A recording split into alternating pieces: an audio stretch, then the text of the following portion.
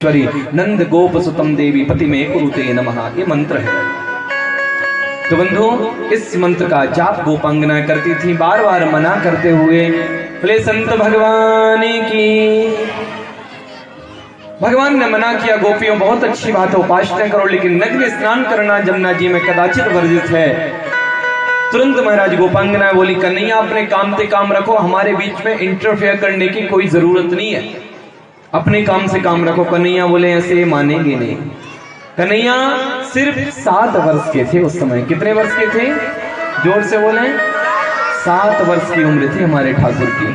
7 वर्ष की उम्र के ठाकुर हमारे पहुंचे हैं। गोपांगनाओं के जो चीर थे, वस्त्र थे, उनको उठाया है, उनको उठा करके कदम पर लेकर गए हैं। गोपियों ने जैसे ही स्नान करने के बाद बाहर निकालने का मन हुआ, गर्दन केवल जल में थी, सामने देखा वस्त्र न थे, और सामने देखा तो कदम के पेड़ पर वस्त्र टंगे थे, और गौर से देखा तो कदम के पेड़ पे ही कन्हैया भी बैठे थे। अब कन्हैया से बोली गोपियां, कन्हैया वस्त्र दे दो। कन्हैया बोले काय के वस्त्र? कैसे वस्त्र? कौन से वस्त्र? हम तो जाने ही ना वस्त्र होवे कैसे।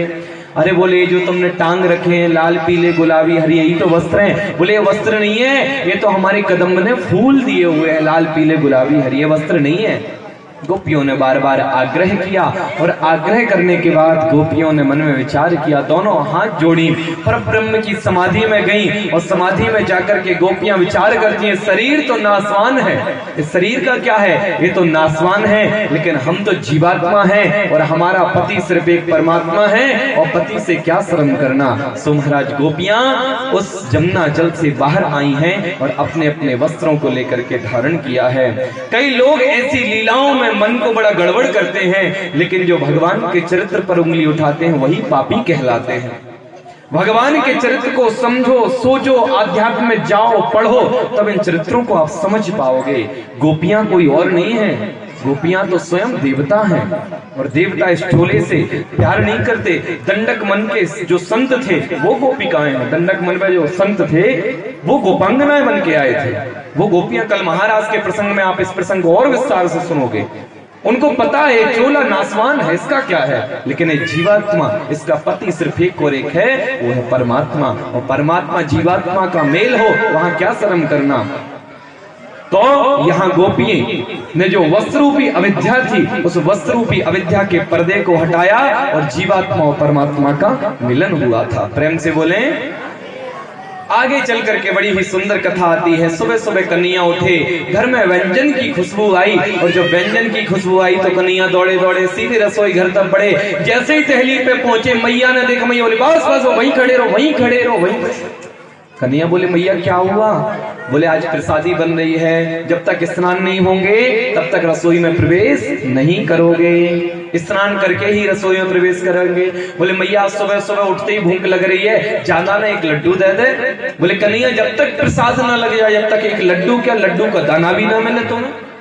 अब तो कन्हैया आंख मीटते बाबा के पास पहुंचे, बाबा की गोद में जाके बैठ गए। बाबा के पास पंचायत लगी हुई थी, 100-150 ब्रजवासी बैठे थे।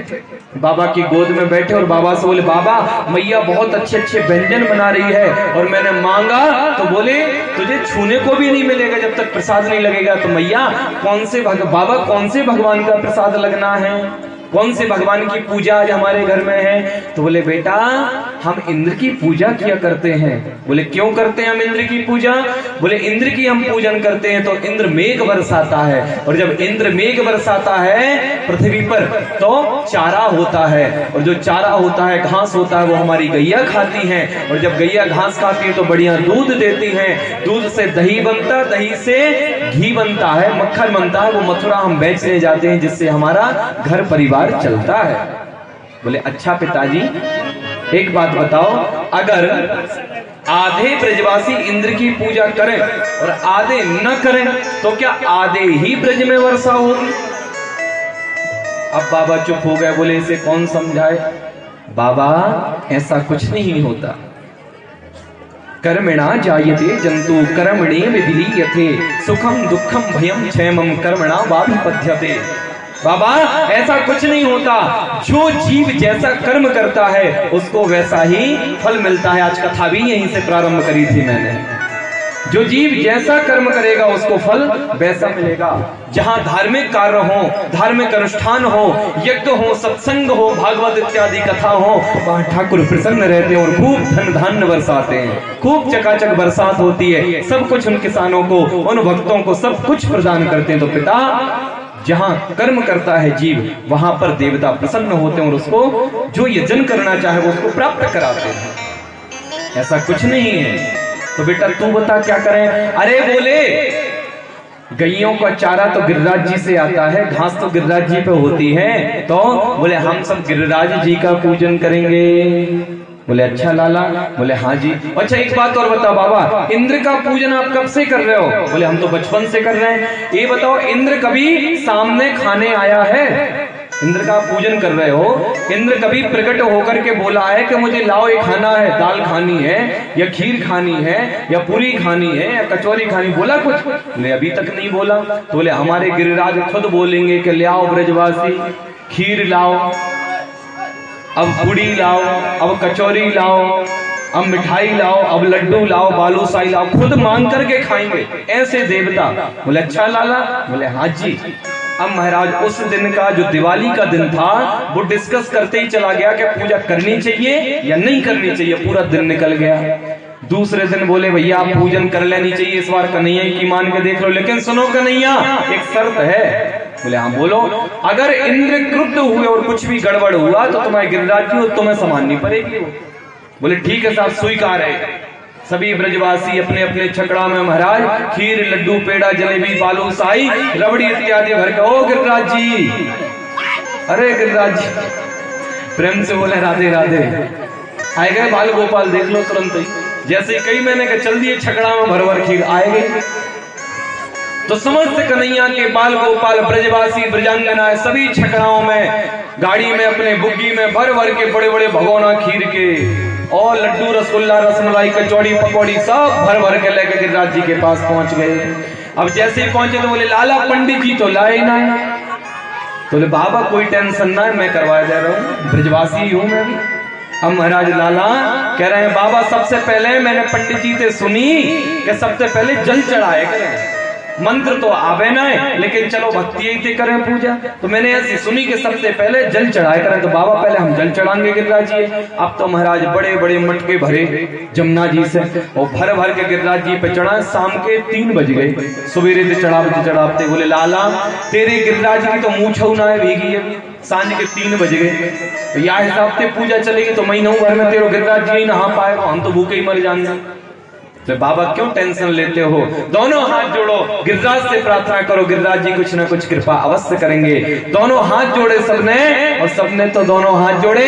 कन्हैया जी ने गंगा जी का स्मरण किया और जैसे ही गंगा जी का स्मरण किया गंगा जी प्रकट हो गई। बोले मानसी गंगा की जय, मानसी गंगा प्रकट हो गई, आनंदित हो गए ब्रजवासी। अब तो ब्रजवासी ने भर भर मटका, भर भर कलश जल चढ़ाए, खूब चकाचक स्नान भरे। अब महाराज प्रसादी लगाई सामने, और जब प्रसादी लगाई सामने तो नंद बाबा पर्दा ढकन लगे।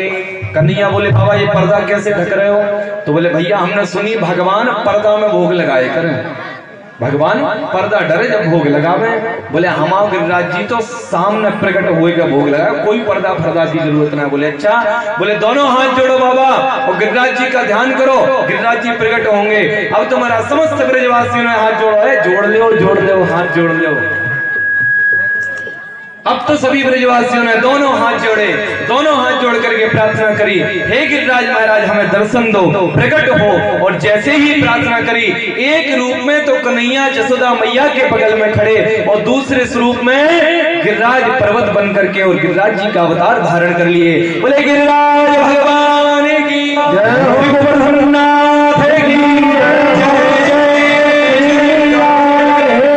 गिरिराज रूप धारण करके सामने खड़े हो गए, विराट रूप है भगवान का। और भगवान बोले ले आओ ब्रजवासियों भोग। सोई महाराज ऊपर को देखे सब ब्रजवासी, इतना बड़ो गिरिराज, जाको पेट इतना बड़ो, ऊपर तो मुंह तो दिख ही ना रहो। सो महाराज और पीछे मुंह खिसके, जाको पेट इतना बड़ो ऐसा मुंह तो दिख ही ना रहो।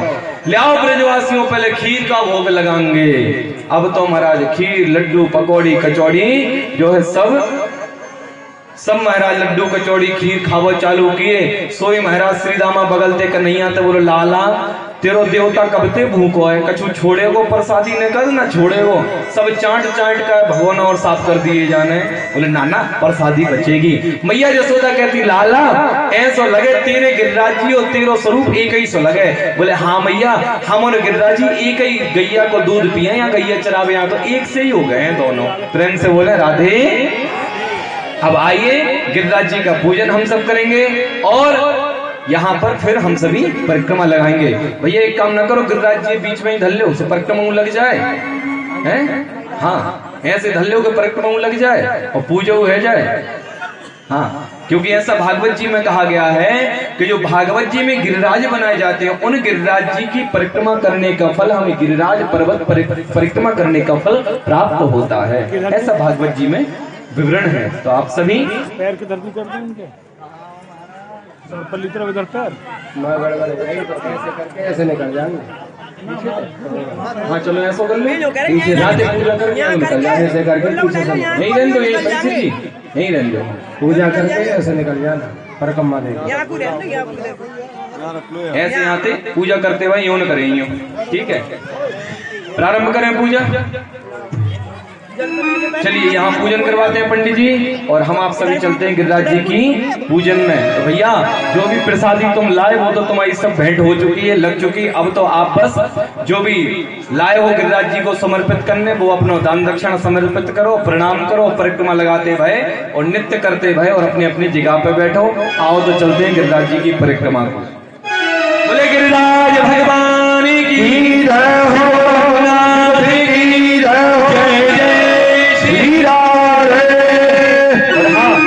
और कल की सूचना और सुन लो नहीं तो फिर भगदड़ मचा दो।